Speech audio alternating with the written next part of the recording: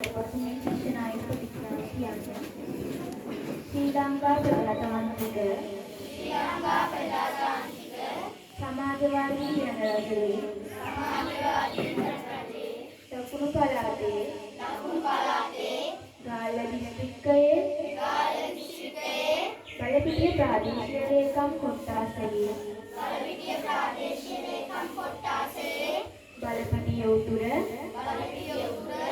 ශාසනාරක්ෂක බලමණ්ඩලයේ ඕගාපිටිය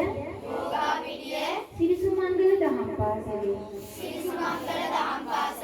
ශිෂ්‍ය නායකයෙකු ශිෂ්‍ය නායිකාවක ලෙස තේරීපත් වූ මම මහා සංඝරත්නයටද ගුරු මව්පියවරුන්ටද දෙමව්පියන්ටද කීකරුව කටයුතු කරන බවටත් මාගේ මව්බිමට